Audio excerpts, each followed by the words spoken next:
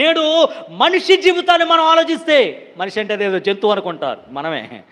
మన జీవితాన్ని మనం ఆలోచన చేస్తే ప్రతిరోజు లేచింది గునుని పడుకునే వరకు ఏదో ఒక భయం.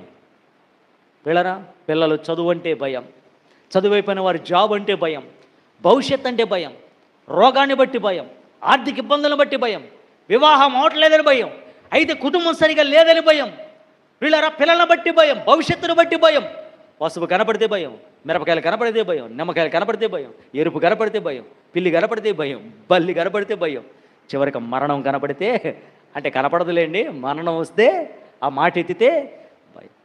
అనుదినము భయముతో మనం కొట్టబడుతూ ఉన్నాం. దేవుడు అంటున్నాడు, సంగమా భయపడుతున్నావు అంటే నీలో అల్ప విశ్వాసం ఉన్నది. విశ్వాసం ఎప్పుడు ఎలా ఉంటాడు తెలుసా? ధైర్యముతో ఉంటాడు. అందుకే లేఖనములో ఉన్నది, యెహోవా యందు నమ్మిక ఉంచువాడట కదలక నిత్యము నిలుచుండు సియోను కొండవలే ఉంటాడట.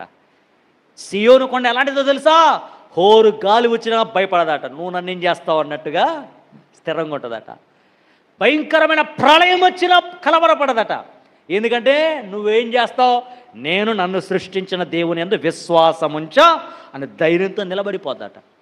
ఇప్పుడు దేవుడు అంటున్నాడు, నీవు దేవుని యందు విశ్వాసం ఉంచితే నువ్వు భయపడవు, అధైర్యపడవు, ధైర్యముతో ఉండిపోతావు, నిలిచిపోతావు.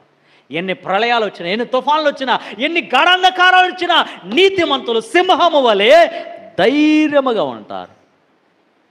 మనము పిరికివారిగా కలవరపడేలా ఉంటున్నాము అని అంటే మనలో ఏం పనిచేస్తుంది? అల్ప విశ్వాసం. ఇక్కడ శిష్యులు కూడా అంతే.